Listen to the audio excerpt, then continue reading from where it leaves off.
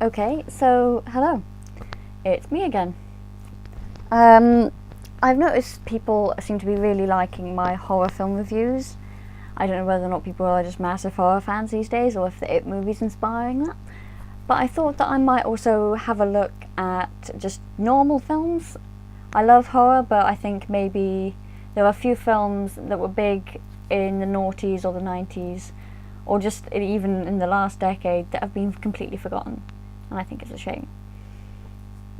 I'm going to look at 3 films: Wanted, The Knight's Tale, and Definitely Maybe. They're all different genres. You've got Wanted, which is an action thriller starring James McAvoy and Angelina Jolie. James McAvoy is a young man who's going through some stuff. His girlfriend is cheating on him with his work colleague. He's got a really crappy apartment, and he's in a job he hates, and his life's not really going anywhere. One of my favourite parts about the film is how it just describes how meaningless day-to-day life is for so many people, how just constant it is.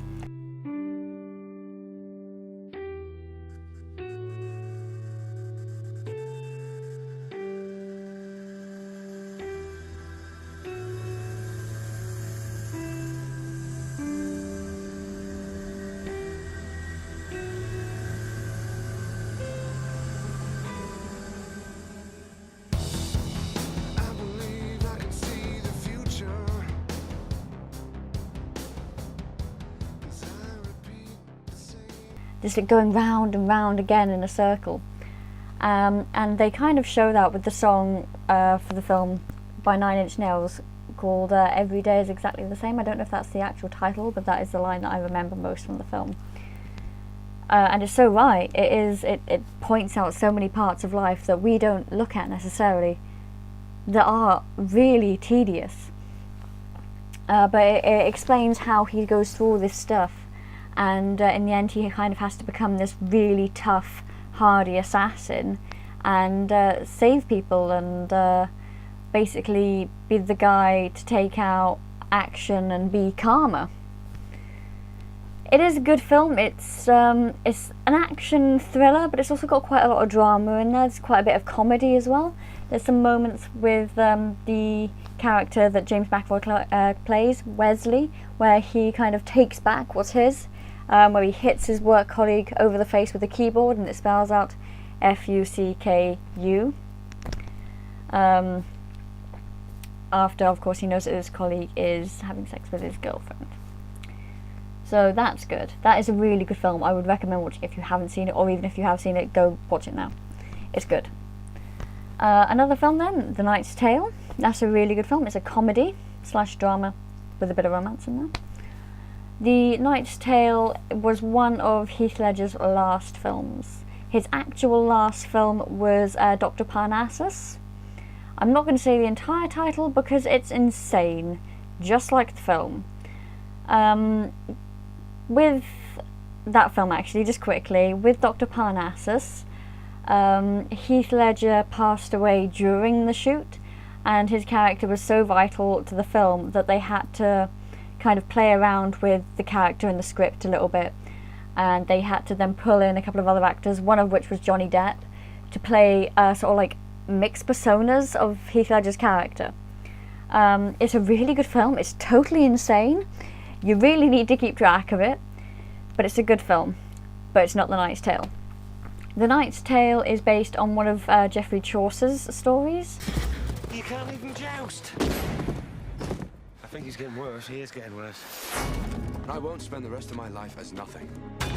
You have to be of noble birth to compete. So we lie. My lords, my ladies, I have the pride, the privilege, nay, the pleasure of introducing to you a knight, sired by knights. William Thatcher didn't make the rules. He was born. I've waited my whole life for this moment. Geoffrey Chaucer was a medieval writer and poet who made up these incredible stories for the king. The Knight's Tale, though, is basically the story of a peasant becoming a knight. Without like the actual requirements to become a knight, he just puts on a suit of armour, gets a horse, his friends help him out, and he just becomes this amazing knight, and he jousts and he does all these competitions, and they get money from it, and they make their worth. It's a really good film. It's quite funny. It is proper comedy. There hasn't been another comedy like it. It has got a little bit of a taste of Monty Python in it, I think. But it's really good. The opening scene alone is a jousting match in which all the audience are in the stalls singing "We Will Rock You."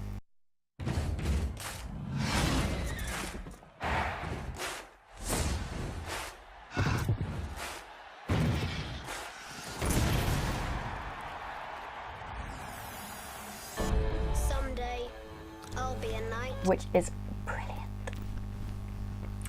Then finally, we have Definitely Maybe. My second favourite romance film of all time. My first being Love Actually. You can't beat Love Actually. Ever, I think. Love Actually is the one to beat. But Definitely Maybe stars Ryan Reynolds as the protagonist, who has to tell his little girl the story of how he met her mother.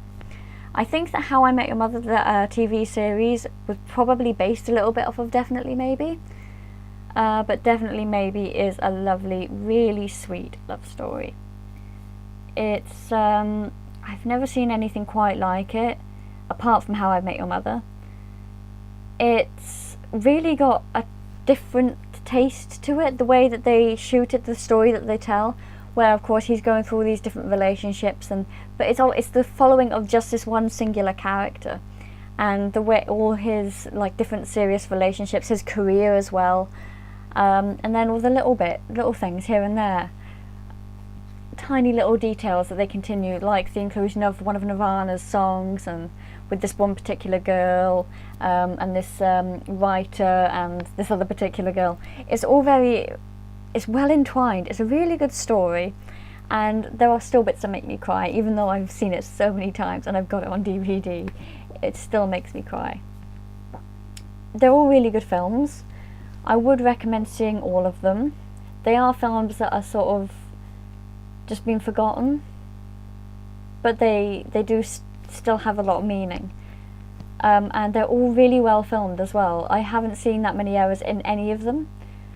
And they all have really, really good soundtracks. Like Wanted, 9 Inch Nails, Every Day is Exactly the Same. The Knight's Tale, We Will Rock You. How much better do you get than that for a soundtrack? And then of course Definitely Maybe has got some 9 Inch Nails, not 9 Inch Nails, sorry. It's got some Nirvana, it's got loads of different music in it I can't even list. It's so incredibly good. And of course, if you are feeling weird, do watch Dr. Parnassus, because that is such a strange film. It's really good. I don't know, there's not really much in there that is twisted, so to speak. It's not a horror film, but there are bits of it that might leave you feeling a little bit psychologically drained. Or they might give you nightmares if you're quite weak of heart. If you're not the kind of person who can just sit down and watch a horror film, or if you're not the kind of person who will happily watch a horror film, then I wouldn't say that Dr. Parnassus is necessarily for you.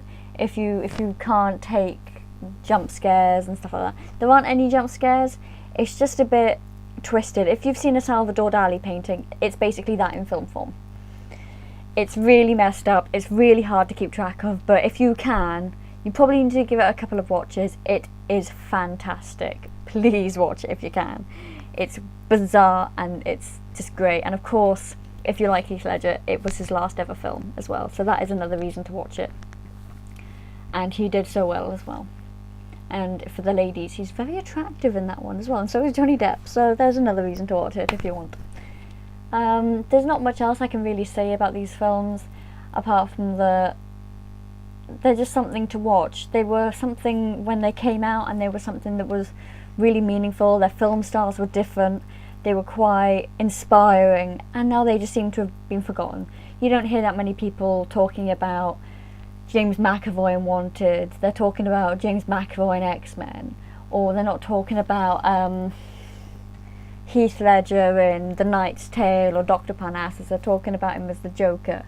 And the same with Ryan Reynolds in Definitely Maybe. No one sees him as this romantic guy, they see him as Deadpool.